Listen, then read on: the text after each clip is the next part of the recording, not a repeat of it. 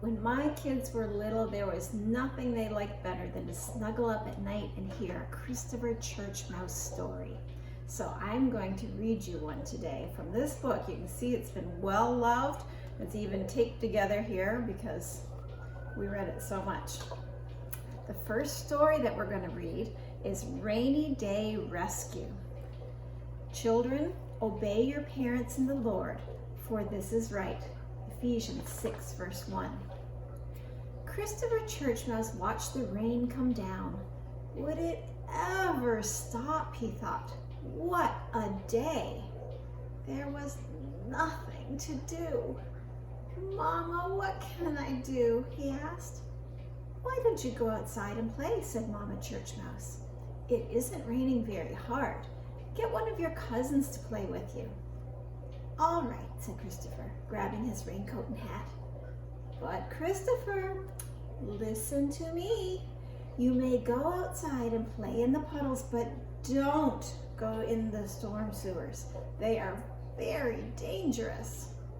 Oh yes, Mama, I'll remember, said Christopher, and out the door he went.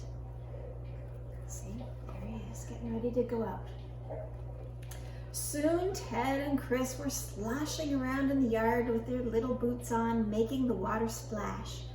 Hey, we should have done this sooner. This is a lot of fun, said Ted. Yes, said Christopher. I'm glad Mama thought of it. After a while, Ted said to Christopher, Hey, look over here. He was on the curb at the side of the street, peeking down into the storm sewer. See, Christopher and Ted?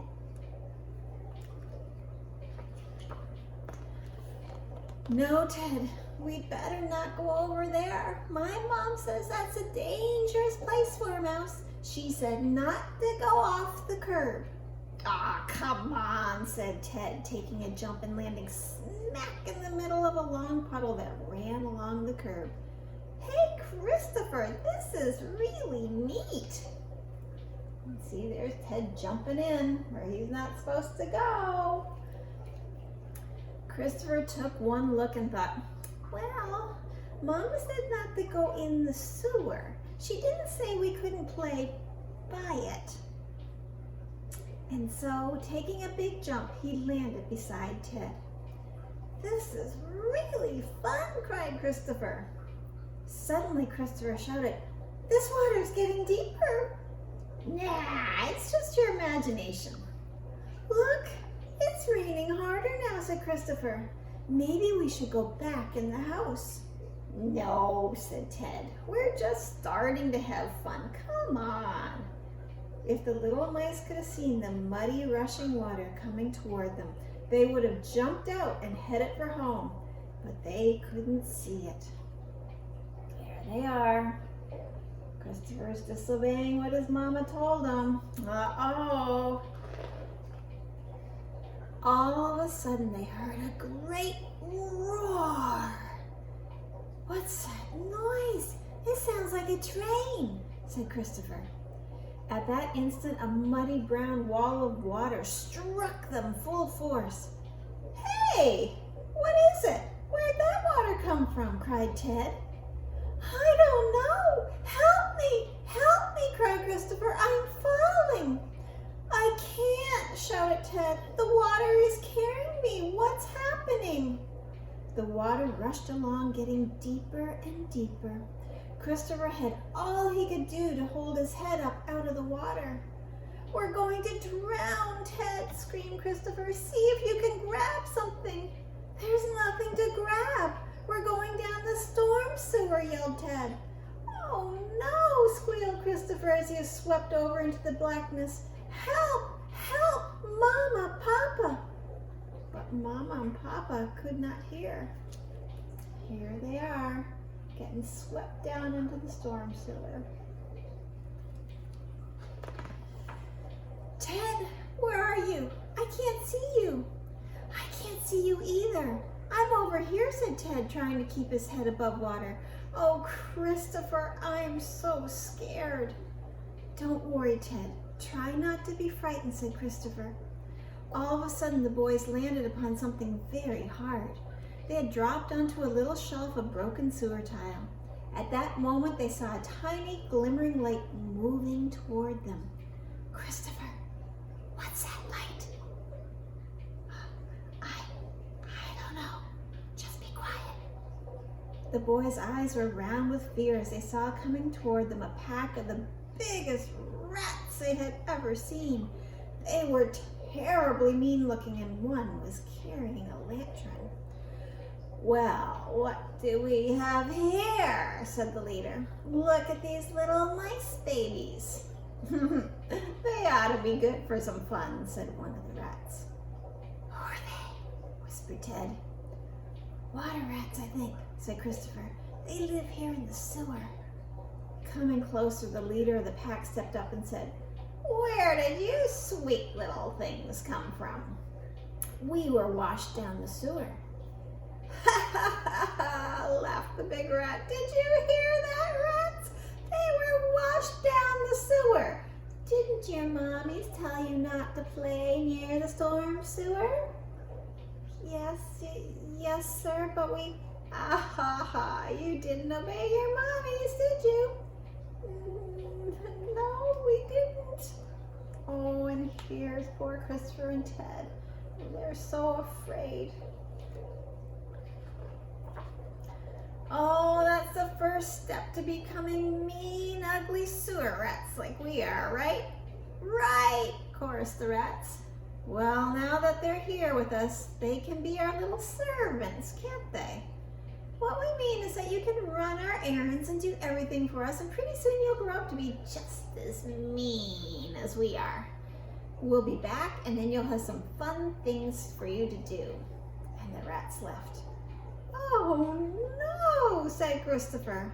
Oh, Christopher, I'm so scared, said Ted. Whatever will we do? We can't get out of here. It will be all right, said Christopher, with a bravery that he did not feel. His eyes had become accustomed to the darkness. Chris saw that the little shelf of broken tile left them no room to spare. There was no way for them to get out. They were trapped.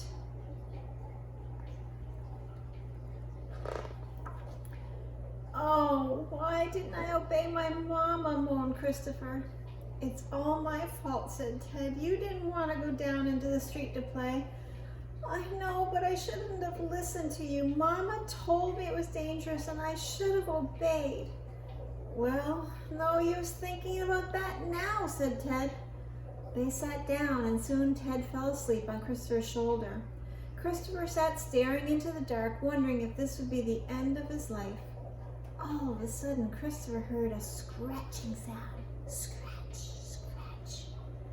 Oh, what is that? He wondered in fear. Ted, wake up. There's a noise. Listen. Maybe it's the rats coming back, stammered Ted. I don't think so. This noise is behind us. It's different than the noise that the rats made, said Christopher. The scratching got closer and closer. The mice boys huddled together. Is that you, Christopher? Said a scratchy, familiar voice. Murky, said Christopher. Is that you, Murky? It's Murky Mole, he squeaked. Where are you, Murky? I can't see you. Here I am, said Murky, as he nosed his way through the soft dirt right to where Chris and Ted were sitting. I dug down here to get you, said Murky. How did you know where we were? I watched you boys going down into the street to play, and I thought to myself, you shouldn't be down there, said Murky, and I knew about this little shelf. I thought you might have landed here. Oh, Murky, you were right. Mama told me not to play in the street, but we did. And a wall of water washed us down here, and some awful rats came. There's Murky Mole to the rescue. I know, said Murky, and the rats will be back soon. If we don't get out of here now, you'll be held prisoner. We must go. But Murky, how did you do it? I'm a mole, said Murky proudly. I can tunnel under the ground. Christopher looked at his cousin Murky, who was covered with dirt. He remembered how he used to make fun of Murky because he preferred to be underground. Christopher felt ashamed. He knew Murky was being very kind. There they are. I'll get you out, said Murky. If I make the tunnel big enough. If I didn't, I'll just make it bigger. Oh, Murky, that is wonderful of you, said both mice. No problem for a mole, said Murky proudly. Let's go. Chris, grab hold of my tail, and then Ted, you grab hold too. Follow me. All set, shouted Christopher. It's going to be tough climbing. I know you guys aren't moles. I'll go as slowly as I can. They began the long climb back up through the earth. The soil got into the eyes and the fur of the little mice. They seemed to climb for hours. Suddenly, Ted said, Christopher, look, there's a light up ahead. There, climbing out. We're almost out, said Murky. Oh, Murky, thank you. You're wonderful, said Christopher. Think nothing of it, said the mole, pushing ahead. As they crawled through the hole, squinting at the bright light, Christopher was astonished to see his whole family standing there in the rain. Mama! Papa! How did you know where we were? Asked Christopher. Murky told us, said Mama. He told us so that we wouldn't worry. We knew he was going after you. Oh, Mama, said Christopher, sobbing. I'm so ashamed. Aunt Snooty and Uncle Rudy were hugging Ted and trying to brush the mud and dirt off his face. Mama took her handkerchief and wiped Christopher's face. Oh, Chris, why did you disobey me? Do you know that it's a miracle that you didn't drown? If Murky hadn't seen you, none of us would have known where to look for you. I know, Mama, sobbed Christopher. I'm so sorry that I disobeyed. Are you going to paddle me? No, said Mama. Not now. We'll talk later. I think you probably had enough for one day. I'm so glad you're safe, said Papa, giving Christopher's paw a squeeze. Me too, said Christopher. And I hope you've learned your lesson about obedience. Oh, I have, Papa. I've learned that when Mama says not to do something, it's not because she wants to spoil my fun. It's because she has a really good reason. That's right, Chris, said Papa. You must learn to obey even when you don't understand. Papa went to Murky and shook his paw. We can't ever thank you enough, Murky. And with that, Mama and Papa took their cold, wet little mouse home. Christopher Churchmouse had learned a lot about obedience. He had also learned what not to do on a rainy day. Here they are. Here they are going home together. So the story ended really good. All right. We'll see you next time. Bye-bye.